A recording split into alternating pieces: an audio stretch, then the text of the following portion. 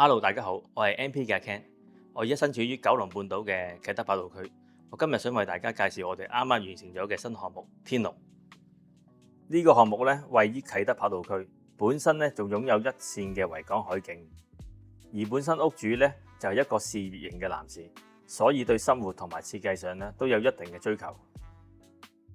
點樣將一線海景融入喺間屋裏邊咧，就係我哋今次設計上嘅重點。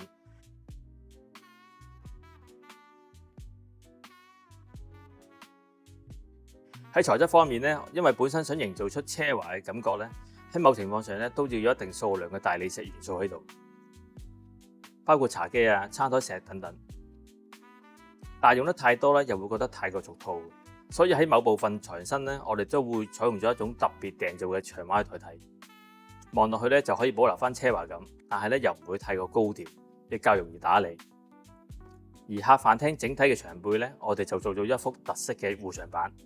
再配合翻簡約嘅花式線條啦，中間咧亦都襯托翻我哋為屋主精心挑選嘅牆紙，顏色上咧就比較低調，但係咧又唔會失去一種氣派。而少量嘅金屬元素加上一啲皮革啊、玻璃等等嘅高級材質咧，就可以更加克制地咧作出一啲點綴嘅。喺色彩基調裏邊咧，我哋就以中性色為主導。米白色啊、奶啡色啊、大地色系啊，都可以營造出一種寧靜又優雅嘅氛圍。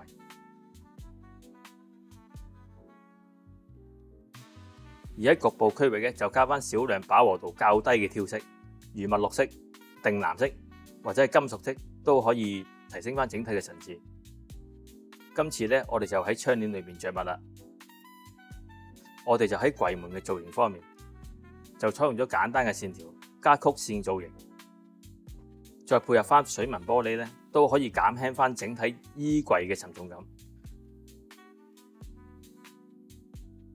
床背板咧，我哋都挑選咗一啲勾線材質嘅布料去做個面料嘅，望落去咧就比較輕盈，令人咧好想有挨落去嘅感覺，亦更加貼切翻咧整體全屋嘅風格。